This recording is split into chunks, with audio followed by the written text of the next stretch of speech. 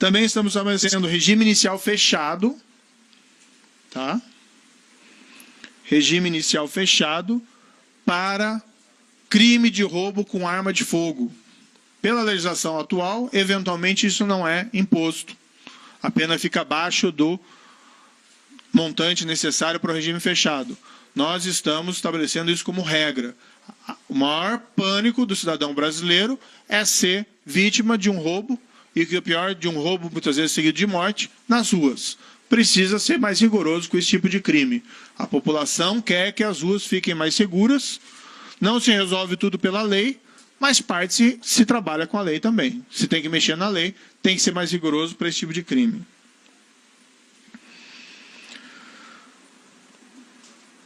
Outra situação específica. Esses tempos, um brasileiro foi condenado na Espanha porque havia assassinado uma família de brasileiros e esquartejado toda a família. Condenação na Espanha, prisão perpétua. Espanha é um Estado democrático de direito. É um país com uma legislação avançada que protege não só os direitos das pessoas, mas como as liberdades. Não é um governo autoritário.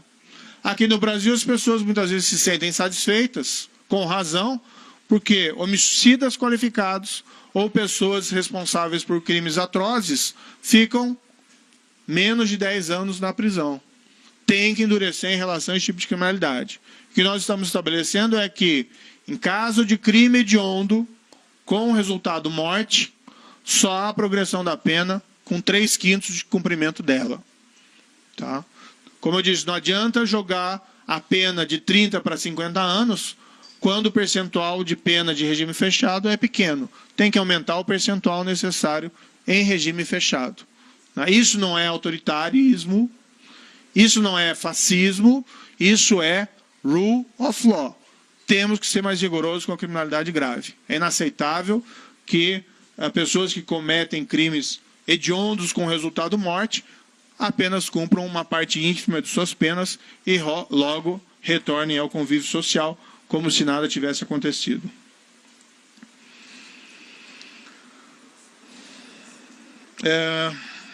Bem, algumas regras especiais aqui. Um ponto importante, uma reclamação também frequente dessas saídas temporárias de presídios. Muitas vezes o criminoso utiliza a oportunidade, ou alguém que foi condenado, para cometer novos crimes. Nós estabelecemos vedações específicas para condenados por crimes hediondos, de tortura ou de terrorismo. Tá? Quando eu falo 3/5 crime hediondo com morte, não estou falando de tráfico de drogas. Né? Isso fica muito claro. Tráfico de drogas tem tanto o grande traficante como o pequeno traficante. O sistema, a meu ver, não comporta endurecimento geral em relação ao pequeno traficante por conta dos problemas carcerários. Então, nós estamos evitando esse problema. Nós estamos estabelecendo que lideranças de organizações criminosas armadas devem iniciar o cumprimento da pena em estabelecimentos penais de segurança máxima. É mais rigor do que regime fechado. Nós estamos estabelecendo que o condenado por integrar a organização criminosa ou por crime praticado através de organização ou associação criminosa não poderá progredir de regime de cumprimento de pena ou obter outros benefícios prisionais se houver elementos probatórios que indiquem a manutenção do vínculo associativo. Qual que é a ideia da progressão de regime de cumprimento de pena? Preparar a pessoa para voltar ao convívio social.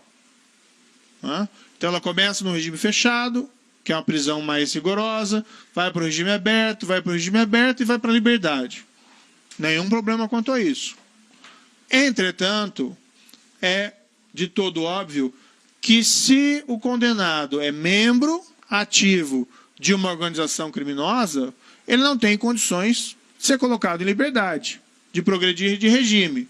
Você quer colocar fora da cadeia alguém que tem aptidão para reinserir-se no corpo social sem praticar novos crimes. E você não quer colocar um soldado do crime organizado em liberdade. Então se estabelece isso, e na nossa avaliação isso transmite um recado importante para membros de organizações criminosas, de que a escolha em permanecer membro tem o seu ônus, que é a impossibilidade da progressão de regime.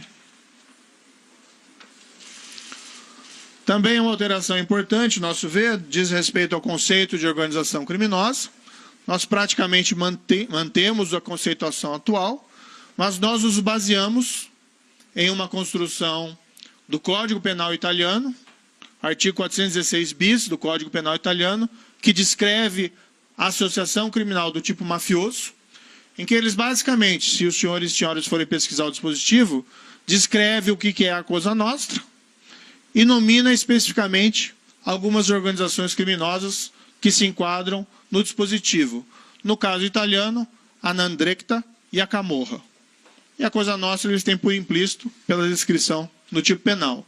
O que nós quisemos fazer é, bem, nós temos as nossas organizações criminosas, algumas conhecidas nominalmente, vamos então deixar claro na lei, como se diz lá, crystal clear, que essas organizações são organizações criminosas, também com o objetivo de um efeito preventivo. Então, considera-se organização criminosa, etc, etc, etc, organizações que se valham da violência ou da força de intimidação do vínculo associativo para adquirir, de modo direto ou indireto, o controle sobre a atividade criminal ou sobre a atividade econômica, como o 1º Comando da Capital, Comando Vermelho, Família do Norte, 3º Comando Puro, Amigo dos Amigos, milícias ou outras associações como localmente denominadas.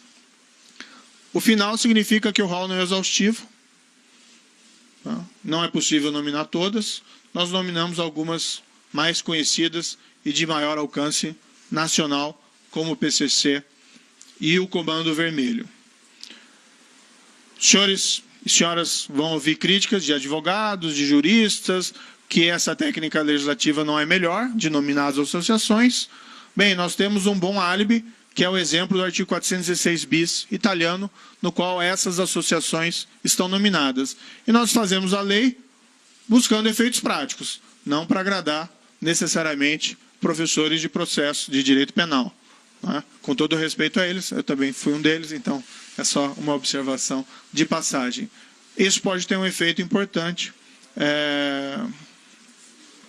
se aprovado, que manda um recado claro que essas organizações estão fora da lei, juntamente com as outras medidas que impõem regime em penitenciária de segurança máxima para lideranças e, igualmente, que proíbe progressão para aqueles vinculados a essas organizações.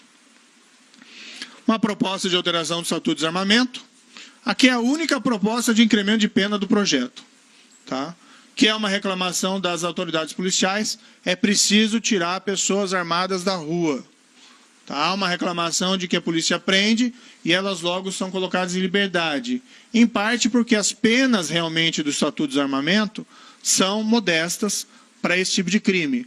Então nós estamos prevendo que se a pessoa possuir registros criminais, condenação transitada e julgada ou por segunda instância, se ela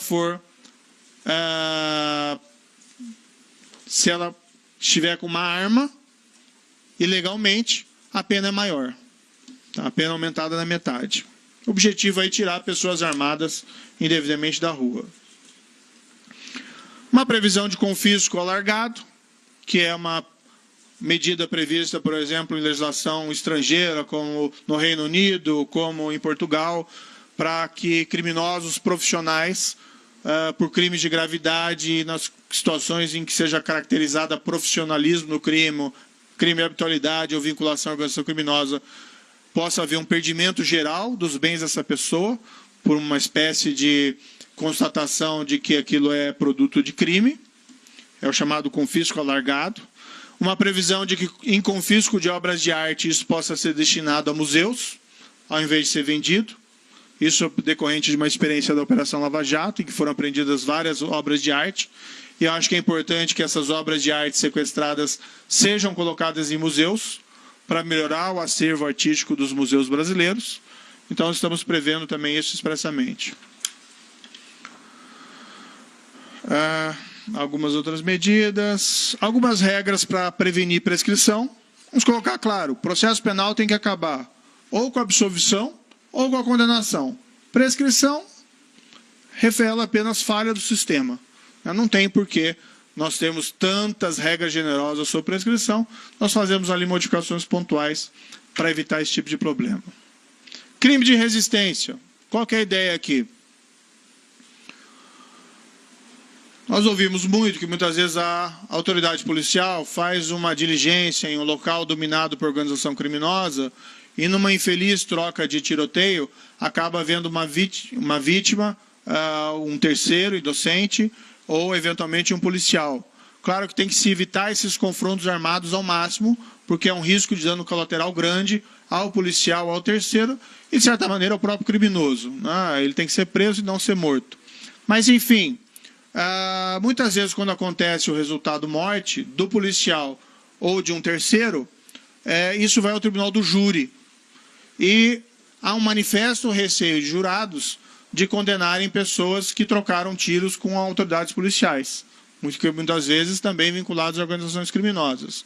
Então a ideia foi, utilizando o crime de resistência, criar um tipo penal à semelhança do crime de latrocínio, para que isso possa ser julgado fora do tribunal do júri. Tá?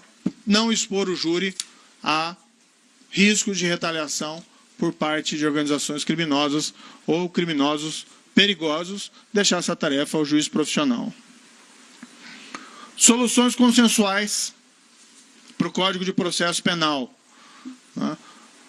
Em alguns países de língua anglo-saxã, Estados Unidos é um exemplo, 95% dos processos acabam com uma espécie de negociação, o chamado plea bargain.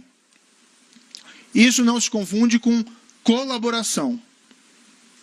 Acordo de colaboração, nós já temos na 12.850, foi amplamente utilizado na Lava Jato, é um criminoso que resolve trair os seus pares, colaborar, entregando crimes de terceiros, além do dele mesmo, e por isso ele recebe benefícios. No plea bargain, ele confessa, ele admite e negocia a pena.